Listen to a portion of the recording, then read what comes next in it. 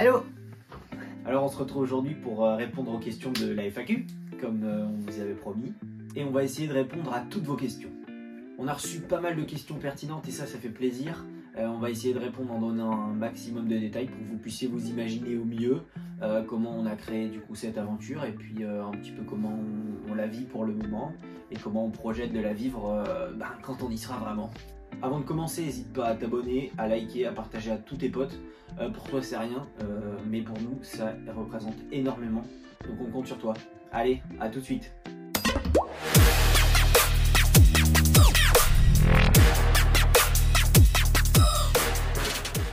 Question 1. Quelle est notre prépa? Alors on se prépare chacun dans notre coin, je vais parler plutôt pour moi. Je commence déjà à faire pas mal de sorties longues. Et j'essaye actuellement de prévoir des enchaînements de 2-3 jours avec des sorties de environ 100 bornes. C'est surtout de se dire de rester à peu près 4 heures sur le vélo, donc entre 3 et 5 heures sur le vélo et enchaîner 2-3 jours pour dire de simuler un petit peu la répétition des efforts qu'on aura. Chez moi j'ai surtout du plat, les côtes ça fait même pas 2 km donc c'est vraiment hyper compliqué de tester une préparation sur des côtes.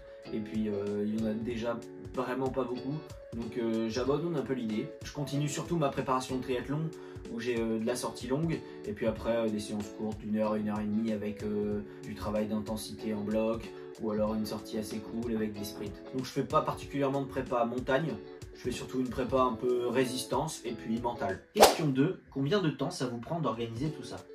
Ça nous prend pas mal de temps. Alors on a commencé en janvier pour quelque chose qui va se passer cet été. Il faut tout simplement s'y prendre à l'amont pour gérer les logements, pour gérer un petit peu le timing, pour être sûr que ça va coller, pour gérer aussi les transports. En tant que tel, ça nous prend pas énormément de temps dans nos semaines ou dans nos mois, mais je veux dire juste ça se prévoit quand même pas mal à l'avance. On part à 5 sur 13 jours. 12 jours de vélo, une journée full repos, on est tous, donc franchement ça se passe bien, c'est assez simple. On fera peut-être une vidéo avec les backstage, voilà, mais ça nous prend vraiment peu de temps et puis on va pas se mentir, c'est pas un travail énorme. Question 3, combien de jours de repos et comment allez-vous gérer la récup? La récup c'est une question très importante. Déjà on va pas rouler toute la journée, on va rouler principalement le matin. On espère que la météo elle soit plutôt clémente parce qu'en ce moment c'est pas le cas, mais bon ça commence à s'améliorer depuis quelques jours. L'idée c'est de démarrer tôt le matin pour esquiver au maximum la chaleur, l'après-midi de couper, de se reposer, de faire une petite activité, de profiter, voilà, bien manger, bien s'alimenter, bien dormir, puis après ça ira. Question 4, comment avez-vous sélectionné l'école? Oula, c'est tout simple. Alors, on a pris une carte des Pyrénées, on a mis tous les cols qu'on connaît, tout simplement les plus connus par lesquels passe le Tour de France, la Vuelta, le Tour du Pays Basque. On savait qu'on voulait partir de Cerbère pour arriver à Hendaye. On a défini le temps qu'on avait, donc nos 13 jours. Et puis à partir de là, on a commencé à faire les tracés en essayant de passer par un maximum de cols. Tout simplement, on ne pourra pas tous les faire, mais on a essayé d'en faire un maximum pour éviter qu'on ait des détours à faire, mais tout en optimisant pour faire des étapes qui sont relativement abordables pour notre niveau et puis qui nous permettent aussi de voir des paysages sympas. Donc ça se fait un peu au feeling, faut dire qu'on a l'habitude de faire ça, on prend une carte tout simple, Strava ou Open Runner, on a notre point de départ, notre point de chute, et puis entre deux, on regarde les cols qui passent, on ajoute les points sur la carte, on s'arrange pour prendre des routes qui sont plutôt sympas. Donc on évite les nationales, on regarde des blogs, savoir s'il y a des routes qui sont vraiment agréables à prendre ou s'il y en a qui sont fortement déconseillées, par exemple avec un revêtement qui n'est pas terrible. Parfois t'as pas le choix, il n'y en a qu'une, mais autant que faire se peut, on essaye de prendre des routes qui sont sympas. Et puis après, une fois que c'est fait, de toute façon c'était déjà découpé vu qu'on faisait jour par jour. On s'était fixé un minimum de kilomètres par jour et un maximum de kilomètres, grosso modo, pour respecter. Puis après tu fais juste des petits ajustements pour dire ah tiens j'aimerais bien passer par telle ville ou alors celle-là je préfère l'éviter parce que voilà c'est que des stops, que des feux, c'est un peu casse-pied, on voit que ça fait plein de S, qu'on va devoir s'arrêter tous les 4 minutes donc on essaie de contourner la ville. Voilà, après c'est l'habitude, c'est surtout l'instinct, on fait beaucoup de parcours pour aller découvrir des endroits parce qu'on se lasse un peu vite de faire toujours les mêmes parcours aussi donc il faut juste s'entraîner et se faire plaisir sur une petite carte, c'est assez simple. Question 5. Vous parlez souvent de chaleur sur le vélo, comment vous la gérez? Alors la chaleur, c'est un point clé dans la gestion, si ce n'est le point clé. Je vais vous expliquer tout ça, en fait, chaque étape prise individuellement, on est largement capable de les faire. Le problème, c'est la récup, la répétition. Et la pire donnée, puisqu'elle est totalement individuelle et qu'elle peut nous tomber dessus, pas du tout comme de l'alimentation, c'est la chaleur. On l'a dit tout à l'heure, au bout de quelques jours, on va commencer à fatiguer. Donc il faudra bien s'alimenter, bien s'hydrater, bien se reposer dès le début. Finalement, la chaleur, ça impacte ces 3 aspects-là. Et c'est pour ça que tu me vois insister énormément là-dessus. Et surtout, parce que ça m'est déjà arrivé d'être vraiment mal et c'est souvent à cause de la chaleur. Ce qu'il faut tout simplement, c'est se connaître et pas tirer sur la corde. C'est-à-dire que ça sert à rien de faire le fou. Quand il fait chaud, il faut vraiment la jouer mollo et ne pas puiser trop dans ses réserves. Parce que le plus dur, c'est reconstruire ses réserves. En fait, la chaleur, le jour J, elle te tue pas vraiment. Mais le lendemain, quand tu te lèves, là, c'est vraiment plus compliqué. Donc on aura des montées exposées au soleil, c'est sûr. On aura des descentes où il va faire beaucoup plus froid. Donc la chaleur, on va la gérer en dormant bien, en s'hydratant bien, en s'alimentant bien parce qu'on perd pas mal d'électrolytes et de nutriments en transpirant, donc avec la chaleur encore plus. Donc il faudra bien recharger les batteries et également en s'habillant correctement, c'est-à-dire prévoir un petit cagoule, des manchettes ou des jambières pour, dans les descentes, éviter de prendre froid. Parce que l'alternance chaud et froid, elle peut faire vraiment très mal. L'année dernière, à l'étape du Tour, j'ai dû avoir un ressenti 10 degrés, voire moins dans les descentes, quand vous êtes au sommet du Galibier à 2600 mètres, et qu'ensuite vous arrivez dans la vallée avec le soleil qui tape et vous attendez en plein soleil, on a eu des pics jusqu'à 38-39 degrés. Donc on a démarré le matin à 6h30, il faisait moins de 10 degrés. Donc vous voyez les écarts de température, et en fait c'est ça qui vous met mal. C'est pour ça que j'insiste, et il va vraiment falloir qu'on en soit bien conscient, et qu'on s'entraide tous à ne pas partir dans l'excès, à bien veiller à ce qu'on s'hydrate bien et tout ça, qu'on s'alimente bien. Et puis après on peut aussi se verser un peu d'eau sur la tête de temps en temps, ça fait du bien hein, pour faire redescendre la température. Question 6. Comment tu gères le mental? Bah déjà le mental c'est quelque chose pour le coup qui se gère en amont. Tu peux pas arriver le jour J et dire j'ai du mental. Non, ça marche pas comme ça. Premièrement déjà il y a une partie d'inné, et après il y a une grosse partie qui se travaille. Parce que oui, le mental c'est la tête, et la tête c'est un muscle, ça se travaille. Donc ça peut être de la prépa mentale, là c'est vraiment travailler des sujets, des objectifs avec un coach par exemple, pour développer des aspects, avoir des leviers. Je pourrais vous faire une vidéo là-dessus, c'est assez intéressant, je me renseigne personnellement en ce moment, mais ça serait sympa qu'on en parle et qu'on puisse avoir des ouvertures et des pistes là-dessus, ça peut être pas mal. Et la deuxième partie pour le travailler, c'est vous faites des sorties longues, tout seul, contre le vent, contre la pluie, donc avec des aléas climatiques qui sont pas marrants, tout en étant raisonnable, ça sert à rien de se cramer, ça sert à rien d'aller se blesser, mais il faut pouvoir évoluer aussi dans des conditions dans lesquelles on n'a pas l'habitude d'évoluer pour pouvoir repousser tout doucement les limites et le mental ça se forge comme ça. Puis de toute façon on sera tous les trois, donc le mental il est décuplé, on va s'entraider et tout ça. Le plus dur ça va être la motive le matin quand on va se lever, de se dire bon allez il faut repartir sur la selle si on a un peu mal au cul, mais après le reste ça passe hein. Question 7. Est-ce que vous serez prêt le jour J? Alors moi perso je me sens pas encore prêt, je commence à récupérer des jambes vraiment tout doucement, je fais des belles sorties en ce moment donc c'est plutôt pas mal. Je sens que je manque encore un peu de giclette, que sur la longueur je peux être un peu fatigué. Mais je pense que le jour J on sera prêt, mais à l'heure actuelle non c'est normal, on est encore dans notre prépa. Donc on peut pas dire qu'on est prêt maintenant, l'important c'est d'être prêt le jour J. Bon, je sais que Martin et Thomas ils ont un peu plus de mal à être régulés dans leur prépa parce qu'ils ont eu pas mal de choses qui les ont empêchés de s'entraîner régulièrement ces derniers temps.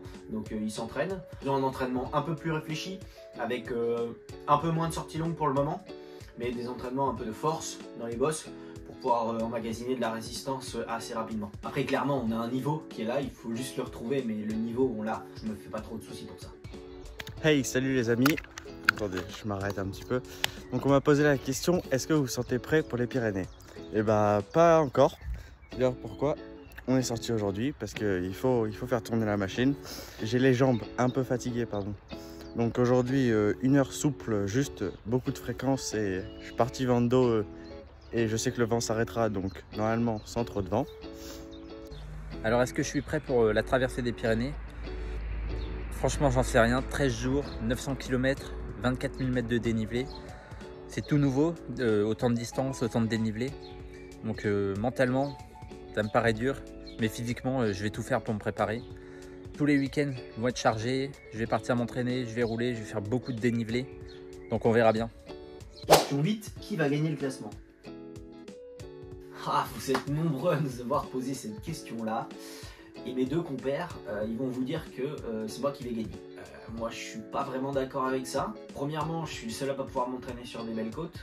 Deuxièmement, certes, je me suis entraîné plus régulièrement avant, mais ces derniers temps, c'est moi qui ai plus de mal à m'entraîner, avec un rythme qui est assez compliqué. Donc j'ai un demi-avantage, mais qui sera plus vraiment vrai le jour J pour moi. Alors qui va gagner, ça c'est une bonne question, et puis vous verrez. En tout cas, on va tout faire pour se battre et pour essayer de mettre du suspense là-dedans. Question 9, qui est le grimpeur du groupe? Alors pareil, ils sont persuadés que c'est moi le grimpeur, mais j'ai pas du tout un physique de grimpeur. Je suis 1m82, je suis pas forcément très sec, j'ai des grandes échasses. Moi je suis toujours à plat. J'aime bien les bosses courtes, un peu raides, or qui s'enchaînent. Je pense que je récupère plutôt bien entre les bosses par rapport aux deux autres. J'aime quand c'est comme mon pétard et que ça pique bien dans les jambes. Après sur les longues montées, type vraiment grimpeur, je pense que c'est Martin qui a le meilleur physique. Question 10. On ne sait pas grand chose sur vous. Est-ce que vous pouvez vous présenter un peu plus? Bon, c'est assez vaste. Moi c'est Robin. J'ai commencé le vélo il y a 3 ans, mais je suis passionné depuis que j'ai 12 ans, donc ça fait bientôt 15 ans que je suis passionné de vélo. J'ai mis du temps avant de franchir le pas. Tout simplement, avant j'ai fait énormément de football, puis blessures et puis des douleurs à répétition. Je pouvais plus m'exprimer totalement, je prenais plus vraiment de plaisir. Donc j'ai décidé de faire un petit peu de vélo. Et puis il y a 2 bonnes années maintenant, j'ai décidé de commencer le triathlon, donc je m'entraîne vraiment depuis octobre 2022 sérieusement dans les 3 sports. Je suis un peu l'excité du groupe, ont besoin de faire un truc, surtout du sport, mais ça va, je le vis bien. Et puis je vais laisser les 2 autres se présenter. Et donc moi c'est Martin, je suis le plus jeune du groupe mais pas le moins fort. Enfin ça c'est ce que j'espère après 12 jours de montagne dans les Pyrénées. Je fais du triathlon, je suis passionné de vélo et c'est d'ailleurs le vélo qui m'a amené au triathlon. Mais bon, je suis vraiment passionné de tous les sports en plus, Formule 1, donc sport mécanique, ou bien sport collectif, foot, basket, handball. C'est vraiment des sports que j'aime bien. Pour moi, la vie c'est le sport et le sport c'est la vie. C'est pas pour autant que j'aime bien tous les sports, la natation c'est un petit peu ingrat. Alors voilà, on s'entraîne, c'est sympa. Et vous, est-ce que vous vous sentez prêt à nous suivre pour 12 jours de traversée intense, plus un petit jour de repos quand même? Faut pas abuser. Salut à tous, moi c'est Thomas, ça fait 2 ans et demi que je fais du vélo. C'est ma discipline préférée en triathlon, contrairement à la nage où franchement je déteste nager. Donc c'est pour ça que je mets un peu de côté le triathlon pour me concentrer sur le vélo et la course à pied. Là où j'aimerais bien à terme finir sur de l'ultra distance dans ces 2 disciplines. Ça pourrait être sympa à tester, à essayer et puis voilà. Question 11. Comment peut-on vous suivre? Alors on va essayer de vous mettre régulièrement des petites photos sur Insta, des vlogs, des petites vidéos, des petits trucs un peu sympas. Après si tu parles de nous suivre vraiment, on a Insta, on a YouTube, on a TikTok, on a LinkedIn, on a Facebook, donc tu t'abonnes, tu likes tout ce que tu vois parce que ça te coûte rien, et puis tu partages à tes potes, plus on est de fou, plus on rit. Question 12. Aura-t-on un récap de la traversée? Exactement. On est en train de travailler d'ores et déjà sur un script pour voir un petit peu ce qu'on peut faire comme contenu pour vous proposer au moins une belle vidéo récap de notre traversée et en fait pour vous emmener tout simplement avec nous dans un format un peu plus long sur YouTube. Donc ouais, on est en train de travailler sur ça et je pense que ça va être grave sympa, donc n'hésite pas à nous donner de la force. Et allez, dernière question, question 13. Y a-t-il un col que vous attendez ou qui vous fait peur? Alors moi pas vraiment. Enfin si, plutôt je les attends tous parce que j'adore ça et j'ai envie de me confronter à tous les cols qu'on va faire, du plus simple au plus difficile, ceux que j'ai déjà fait. Moi je te dirais plutôt que j'attends l'étape 8, Tourmalet et Luzardiden, tout simplement parce que j'ai une petite revanche à prendre là-dessus. J'ai jamais été aussi cramé sur un vélo avec peu d'énergie que sur cette étape-là. Je pense que même pendant l'étape du Tour, si j'ai eu des problèmes et tout d'alimentation, j'étais peut-être moins cramé, je me sentais juste pas bien, alors que vraiment quand on a fait cette étape là avec Thomas, Tourmalet et Luzardiden, j'avais plus de jus, c'était très compliqué de me tirer, donc j'ai une petite revanche perso à prendre pour moi-même sur cette étape là, donc c'est celle-là que j'attends le plus. Et vous les gars, vous en pensez quoi? Alors le col que je vise, moi c'est le col du Tourmalet. On l'avait déjà fait l'année dernière pendant notre préparation avec Robin pour l'étape du Tour de France. J'avais très bien monté, donc je vais refaire la même ou mieux, on verra. De toute façon, je suis pas un très gros grimpeur, donc je vise un col et puis les autres on verra bien. Moi personnellement, le col qui me fait le plus peur, en fait c'est pas le plus peur parce qu'ils me font tous peur, les hors catégorie, je peux plus. Mais c'est Hautacam. Quand j'ai vu sur le Tour de France comment tout le monde, mais littéralement tout le monde a eu du mal, je me dis mais qu'est-ce que ça va être? Donc j'ai hâte et puis je sais pas, Otakam, c'est celui qui me vient le premier en tête quand on me pose la question, quoi. Bon voilà, on a fait un peu le tour des questions que vous nous avez posées. J'espère qu'on aura apporté des précisions pour vous imaginer un peu plus. J'espère qu'on aura répondu au mieux à vos questions. Et puis on va se retrouver bientôt pour des nouveaux formats qui vont être vraiment sympas. Donc reste connecté, abonne-toi, active la cloche. Puis... Allez, on se retrouve là-bas. Ciao, ciao.